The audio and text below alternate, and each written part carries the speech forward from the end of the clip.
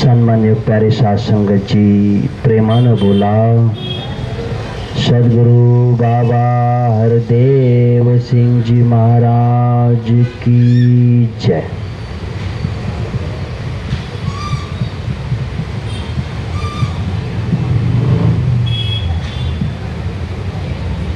समर्थ रामदास स्वामींनी म्हटलंय, जगी सर्व सुखी असा कोण आहे, विचारे मना तूच शोधून पाहे, मना त्वची रे पूर्व संचित माझे, तया सारखे भोगणे प्राप्त झाले।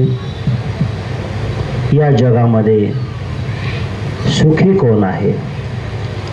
प्रत्येकाला जर विचारलं तर प्रत्येकाच्या मनामध्ये काही ना काहीतरी दुःख आहे, उणीव आहे, कमतरता आहे। परिपूर्ण असं या जगामध्ये कोणीच नाही।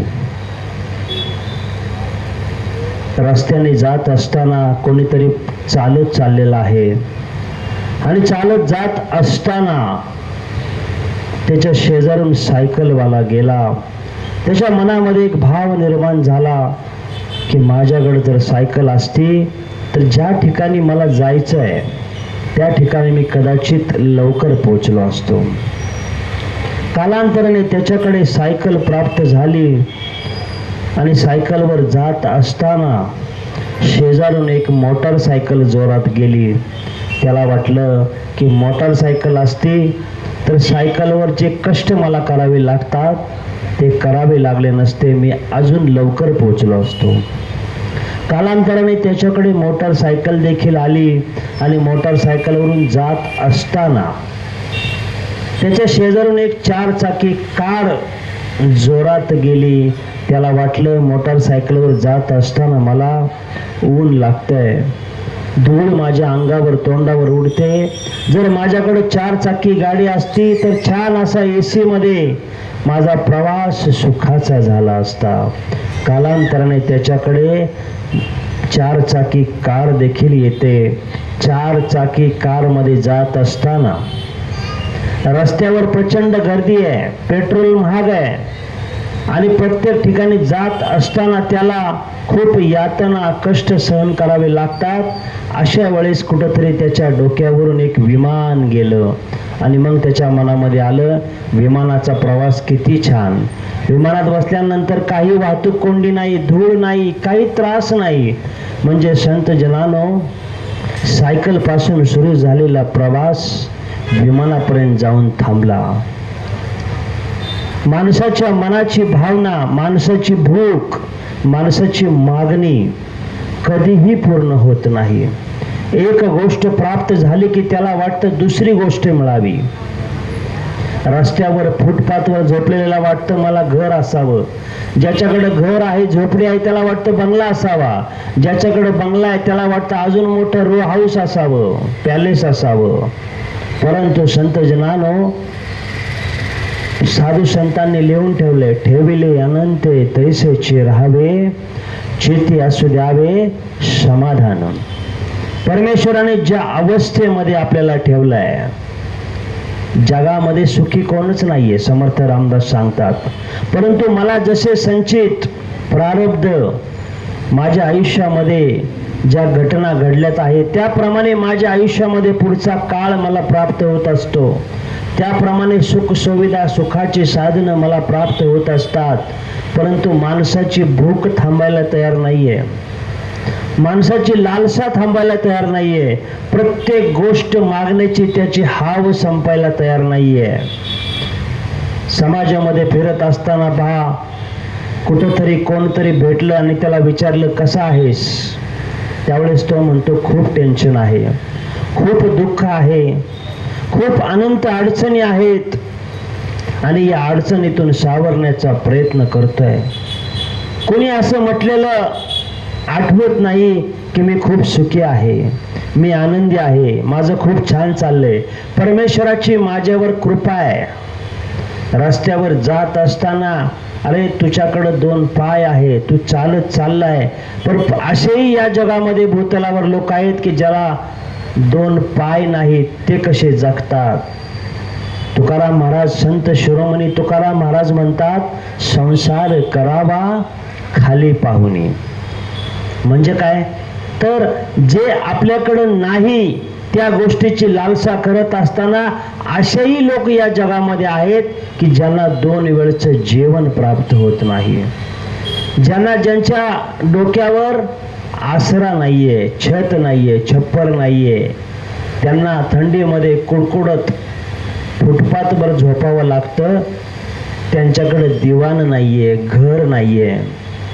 त्यापेक्षा परमेश्वराने मला किती सुंदर सुखी आनंदी ठेवलंय ही भावना प्रत्येकाच्या मनामध्ये जागृत झाली पाहिजे. प्रत्येकाला काहीतरी दुःख आहे, तणाचं असेल, मनाचं असेल, धन नाही म्हणून कोणीतरी दुःखी आहे, कोणाला तणाचे आजार आहेत, काही ना काहीतरी विकार आहेत. सर्व सुख सुविधा आहेत, मोठं घर आहे, घरामध्ये चांगला दिवाण आहे, घरामध्ये पंचपक्वानाचं भोजन प्राप्त होत आहे, परंतु हे सर्व घेत असताना डॉक्टरांनी पथ्य सांगितले म्हणून त्या पंचपक्वानाचा आस्वाद घेता येत नाही. घरामध्ये दिवाण आहे, गादी आहे, सुख सुविधा आहे, परंतु त्याच्यावर पडल्यानंतर झोप लागत नाहीये. म्हणजेच काय तर पैशाने या जगातील भूतलावरील सर्व सुखाची साधने विकत घेता येतात, परंतु सुख पैशाने विकत घेता येत नाही. पंचपक्वान आपण विकत घेऊ शकतो, परंतु चव तोंडाला विकत घेऊ शकत नाही. चांगल्या प्रकारचा दिवाण गादी घेऊ शकतो, परंतु झोप विकत घेऊ शकत नाही. म्हणजे सुखाची साधने प्राप्त करता येतील, परंतु सुख प्राप्त करणं हे आपल्या हातात नाही.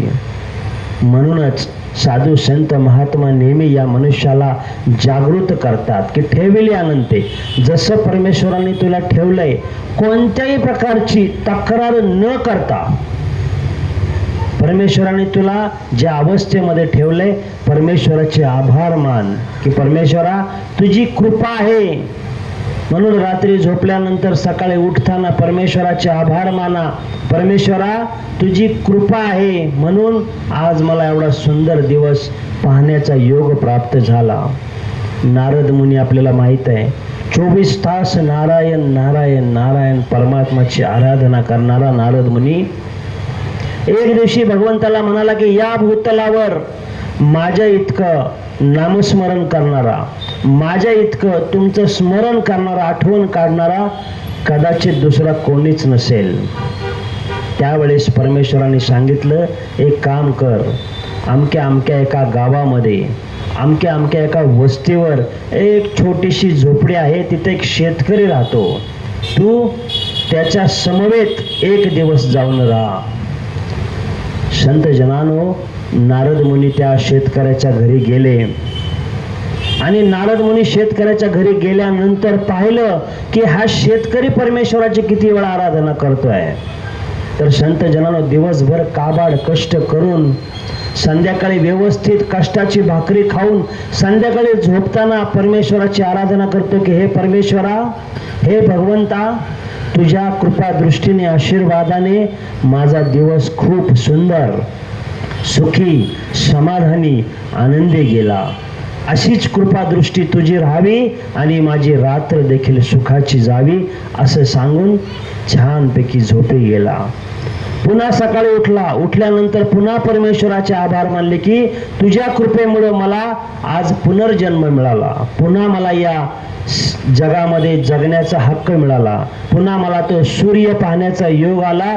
तुझी अशीच कृपा दृष्टी माझ्यावर राहावी. रात्र जशी सुंदर सुखी समाधानी गेली तसाच माझा दिवस देखील सुखी समाधानी आनंदी जावा. आणि संत जनांनो आपल्या कामाला लागला. नारद मुनी भगवंताकडे गेले आणि भगवंताला म्हणाले की तुम्ही म्हणाले तो तर शेतकरी तुझ्यापेक्षा जास्त परमेश्वराची आराधना करतो, त्याने तर रात्री एकदा आणि सकाळी एकदा 2च वेळेस तुमची आराधना केली, पण मी मात्र पूर्णपणे 24 तास तुमचं नामस्मरण करतो, आराधना करतो, त्यावेळेस भगवंतांनी सांगितलं की तो शेतकरी, कष्टकरी दिवसभर आपल्या सर्व काबाड कष्ट, संसारातील सर्व गोष्टी, कर्तव्याचं पालन करत करत रात्री माझ्या त्याला विसर पडला नाही. त्यांनी माझी आराधना केली आणि रात्री झोपल्यानंतर सकाळी उठल्यानंतर देखील त्याला माझा विसर पडला नाही. ही भक्ती आहे. 24 तास नामस्मरण करणं, 24 तास मंदिरात जाऊन बसणं किंवा देवदेव करणं म्हणजे भक्ती नाहीये. तर या संसारामध्ये, राहट गाडग्यामध्ये वावरत असताना, सर्व कर्तव्य कर्म करत असताना परमेश्वराची आराधना करणं, परमेश्वराचा विसर न पडणं, परमेश्वराला आपलं करणं, ही भक्ती आहे. आणि ही भक्ती आम्हाला साध संगतच्या माध्यमातून प्राप्त होत असते. ही भक्ती आम्हाला साधू संतांच्या सहवासामध्ये प्राप्त होत असते. आणि साधू संतांच्या सहवासामध्ये आल्यानंतर आमची अवस्था त्या चिखलातील कमळाप्रमाणे निर्लेप बनते. चिखलामध्ये कमळ असतं, चिखलामध्ये त्याचं संपूर्ण आयुष्य असतं, परंतु कमळाला कधीही चिखलाचा लवलेशही नसतो आणि कमळाला फार पवित्र मानलं जातं. हीच माणसाची अवस्था असावी की या संसाराच्या राहट गाडग्यामध्ये जगत असताना, संसारातील सर्व सुखसुविधांचा उपभोग घेत असताना निर्लेप अवस्थेने जगणं आणि परमेश्वराला कदापि न विसरणं, ही खऱ्या अर्थानं भक्ती आहे. एक वेळ भगवान श्रीकृष्ण आणि अर्जुनाचा संवाद सुरू होता. त्यावेळेस अर्जुनाने भगवान श्रीकृष्णाला विचारलं की संसारात सुख कधी प्राप्त होतं, संसार करत असताना सुखाची प्राप्ती केव्हा होते. त्यावेळेस भगवान श्रीकृष्ण म्हणाले, अर्जुना, जोपर्यंत पाण्यावर नाव आहे तोपर्यंत ती नाव पैल तीराला जाण्याची शक्यता आहे, परंतु ज्या वेळेस त्या नावेमध्ये पाणी येईल त्यावेळेस मात्र ती नाव बुडणार आहे. त्याचप्रमाणे जोपर्यंत मनुष्य या संसारामध्ये आहे तोपर्यंत हा संसार भवसागर पार करून जाण्याची शक्यता आहे, परंतु जेव्हा माणूस सर्व संसार आपल्या अंगावर ओढून घेईल तेव्हा मात्र तो या संसारामध्ये बुडणार आहे, दुःखी कष्टी जीवन जगणार आहे. तीच संसारामध्ये निर्लेप अवस्था जगता आली पाहिजे. सांसारिक सर्व कर्तव्य करत असताना परमेश्वराची आराधना देखील तेवढीच गरजेची आहे. ज्या कारणासाठी परमेश्वराने आम्हाला जन्माला घातलं, या मनुष्याचा जन्म दिला, सर्व जन्माचे शेवटी मनुष्य जन्म पावे पाटी, यापरी उत्तम कीर्ती म्या रचली नाही. भगवान श्रीकृष्ण म्हणतात सर्वात श्रेष्ठ हा माणसाचा जन्म आहे. आपण पहा, तक्रार करतो की ही गोष्ट माझ्याकडे नाहीये, ती गोष्ट त्याच्याकडे आहे. साधू संत महात्मा म्हणतात मनुष्य अपने खुद के दुखों से कम दुखी है पर दूसरों के सुखों से ज्यादा दुखी है. म्हणजे माणसाला आपल्याकडे काही नाही याचं दुःख नाहीये, तर दुसऱ्याकडे जास्त आहे या गोष्टीचा द्वेष आहे, या गोष्टीचा राग आहे, या गोष्टीमुळे तो जास्त दुःखी आहे. पूर्वीच्या काळी घरामध्ये टीव्ही नसायचे आणि मग कुठून तरी हप्त्याने ब्लॅक अँड व्हाईटचा साधा टीव्ही आणला जायचा. पण टीव्ही घरामध्ये आणल्यानंतर इतका प्रचंड आनंद व्हायचा. तो सर्वांना तो काळ आठवत असेल की इतका प्रचंड आनंद व्हायचा की आपल्या घरात खूप मोठी गोष्ट काहीतरी प्राप्त झाली आहे. म्हणजे अगदी 100, 200, 500 रुपये हप्त्याने आपण टीव्ही आणायचो. तर एका असाच व्यक्तीने अतिशय कष्टाने हप्त्यानं टीव्ही विकत घेतला. ब्लॅक अँड व्हाईट टीव्ही होता आणि तो टीव्ही घरात आणला. त्याला इतका आनंद झाला की त्याच्या चाळीमध्ये प्रत्येकाच्या घरात जायचा आणि सांगायचा हा पेढा घ्या, माझ्या घरामध्ये टीव्ही आलाय. प्रत्येकाच्या घरी जायचा, खूप आनंद, खूप खुशी. आणि तो आनंद इतरांशी वाटावा ही त्याच्या मनामध्ये भावना असताना प्रत्येकाला तो ते आनंदाने सांगत होता. आणि 4 घरी गेला, 8 घरी गेला, 10 घरी गेला, पण 11व्या घरी गेला आणि त्याचा आनंद मावळून गेला. का? तर त्याच्या घरामध्ये कलर टीव्ही आणलेला होता. याच्या टीव्हीचं चित्र उडून गेलं. संत जनानो, जो आनंद त्याच्याकडे होता आधी तो निघून गेला की माझ्याकडे ब्लॅक अँड व्हाईट टीव्ही आलाय, ह्या आनंदापेक्षा दुसऱ्याकडे कलर टीव्ही आलाय याचं दुःख त्याला फार मोठं वाटलं. हीच अवस्था प्रत्येकाची आहे. प्रत्येकामध्ये जो द्वेष भावना आहे, जी लालसा आहे, इतरांविषयी जी नफरत आहे, ती नफरत संपली पाहिजे. दुसऱ्याच्या आनंदामध्ये ज्याला आनंद मानता आला, दुसऱ्याच्या दुःखामध्ये ज्याला दुःख सहन करण्याची ताकद आली, तोच माणूस एक चांगला माणूस, एक चांगला भक्त आणि एक चांगला संत म्हणून जगू शकतो. हीच भावना निरंकारी बाबाजींनी आपल्या आयुष्यामध्ये, आपल्या पूर्ण आयुष्यामध्ये बाबाजींनी समाजाला हीच प्रेरणा दिली की मानवता प्रस्थापित करायची असेल तर प्रत्येक मानवामध्ये त्या परमेश्वराचं स्वरूप पाहायला शिका.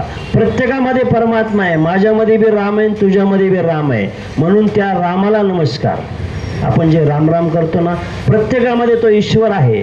प्रत्येक जण तो ईश्वराचा अंश आहे. तुम्ही आम्ही परमेश्वराकडे तक्रार तरी करू शकतो की माझ्याकडे ही गोष्ट नाहीये, माझ्याकडे ती वस्तू नाहीये, पण जे मुके प्राणी आहेत, ज्यांना वाचा नाहीये, ज्यांना बुद्धी नाहीये, ज्यांना मन नाहीये, त्यांनी त्यांच्या यातना कुठं मांडायच्या? ते त्यांच्या प्रारब्धाचे भोग भोगतायत. येतानाच ऐकत होतो, रस्त्यावर कुत्र्याचा अपघात होतो, कुत्र्याच्या पिल्याने कुठं जाऊन तक्रार करायची की माझ्या वडिलांची काही चूक नव्हती आणि त्या गाडीवाल्याचा ब्रेक लागला नाही आणि माझ्या वडिलांचा मृत्यू झाला. कुठं जाऊन तक्रार करायची? कोणत्या पोलीस चौकीत जायचं? कोण त्यांचं म्हणणं ऐकणार आहे? कमीत कमी आपलं म्हणणं तरी कोणी ऐकतंय? मुलं आपलं दुःख आई वडिलांकडे मांडतात, आई वडील आपलं दुःख त्यांच्या मित्रमैत्रिणींकडे मांडतात, आई वडील आपलं दुःख त्यांच्या आई वडिलांकडे मांडतात. कमीत कमी आपल्याला ती वाचा आहे. आपली मतं व्यक्त करण्याची भावना, ताकद परमेश्वराने श्रेष्ठ आपल्याला दिली आहे, म्हणून आपलं मत मांडू तरी शकतो. आम्ही आजारी आहोत म्हणून डॉक्टरकडे जाऊन सांगू तरी शकतो की माझ्या पोटात दुखतंय, माझं डोकं दुखतंय, मला हा त्रास होतोय आणि मला त्या त्रासावर तुमचं औषध हवंय. प्राणी आपलं दुःख सांगू शकत नाही, मांडू शकत नाही. म्हणजे आपण किती श्रेष्ठ आहोत ही भावना जोपर्यंत आमच्या मनामध्ये येत नाही तोपर्यंत खऱ्या अर्थानं मानवी जीवन आपल्याला कशाला प्राप्त झालं आणि मानवी जीवनात येऊन करायचं काय याचा उलगडा प्राप्त होणार नाही. मानवी जीवन सर्वश्रेष्ठ आहे, नरश्रेष्ठ. म्हणजे सर्व जन्मांमध्ये परमेश्वराने जेव्हा माणसाची निर्मिती केली ना, तेव्हा स्वतःचं प्रतिबिंब डोळ्यासमोर ठेवून मानवाची निर्मिती केली आहे. पहा, परमेश्वराने माणसाला मन, बुद्धी, वाचा दिली आहे. या मन, बुद्धी, वाचेद्वारे माणूस प्रगट होऊ शकतो, मुद्दे मांडू शकतो, मत मांडू शकतो.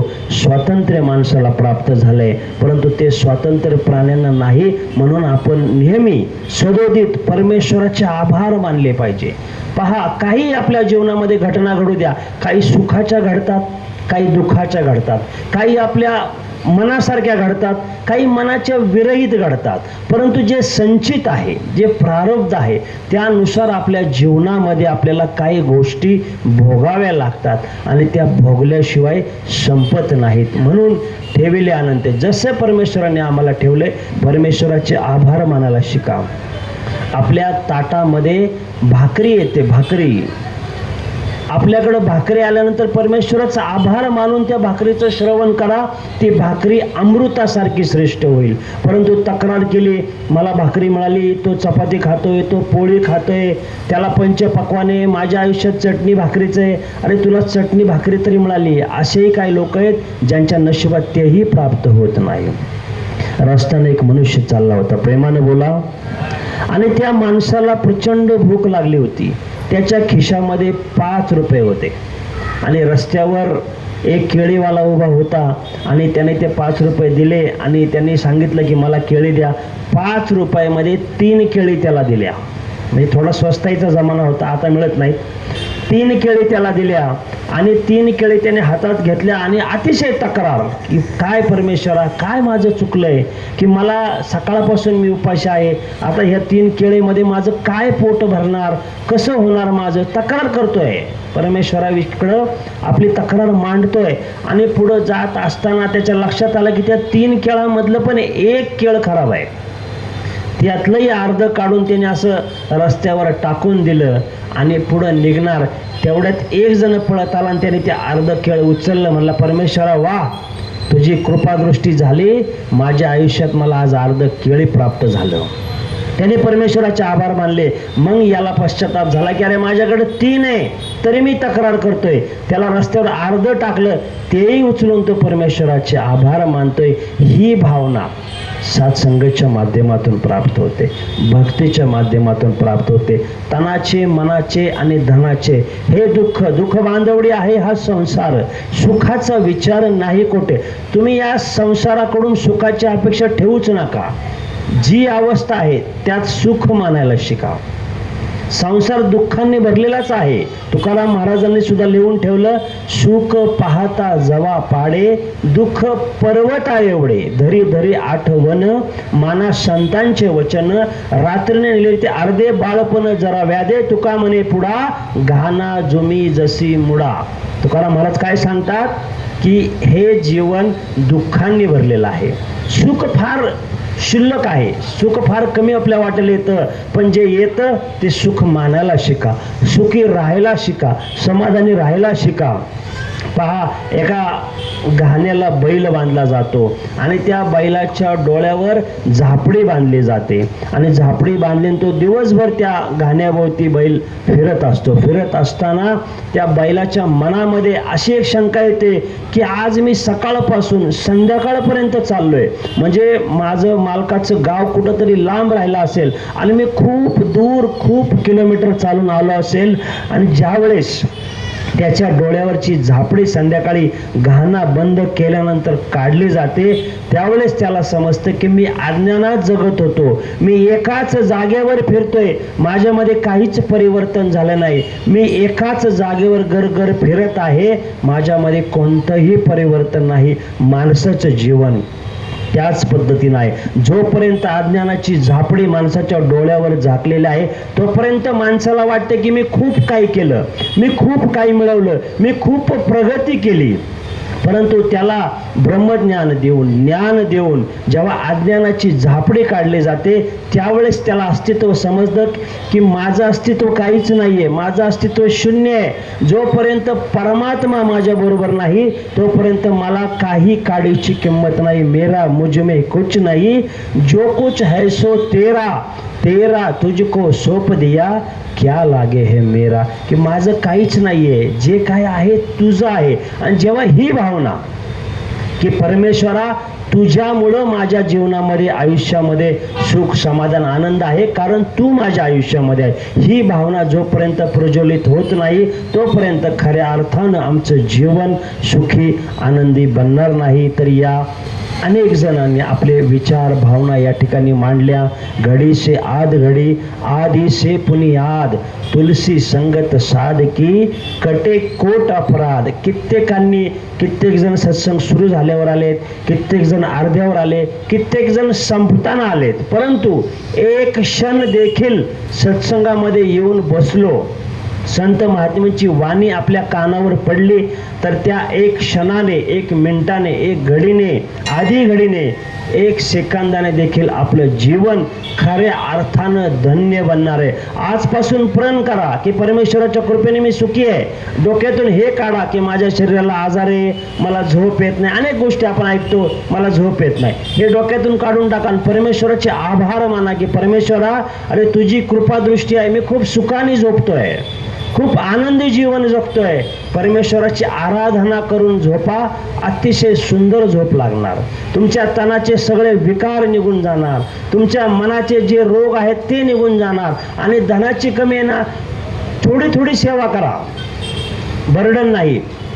आपल्या इच्छाशक्तीनुसार आहे ना 10 रुपयाची सेवा करा. 10 रुपये शक्य नाही ना, एखाद्या महात्म्याला आपण एक कप चहाची सेवा करा. आपल्या घरी संत महात्म्यांना नेऊन त्यांना प्रसादीची सेवा करा, त्यांच्या चरणावर दर्शन घ्या, त्यांच्याकडून आशीर्वाद घ्या. त्यांच्या मुखातून आलेला आशीर्वाद खऱ्या अर्थानं आमचं जीवन घडवणार आहे, बनवणार आहे. आणि आमचं जीवन देखील एक चांगला माणूस म्हणून जगण्याची प्रेरणा त्या संत महात्म्यांच्या आशीर्वादाने आम्हाला प्राप्त होणार आहे. तर एवढंच दास पण आपला अधिक समय न घेता सत्संग सेवा सिमरन करत करत आमचा इहलोक सुखी आणि परलोक सोयला करण्यासाठी प्रत्येक गुरुवारी या ठिकाणी सत्संगचं आयोजन असतं. येताना सत्संगला एकटं यायचं नाही, एक व्यक्तीला सोबत घेऊन यायचं. पहा, एक व्यक्तीला सोबत आणलं ना तर तो खूप मोठा परोपकार आहे. त्याचं पुण्य तुम्हाला लागणार आहे आणि त्या पुण्यामुळे तुमचं जीवन सुखी बनणार आहे, आनंदी बनणार आहे. खऱ्या अर्थानं तर दास जास्त समय न घेता या शब्दानं क्षमा प्रतीय प्रेमानं बोला.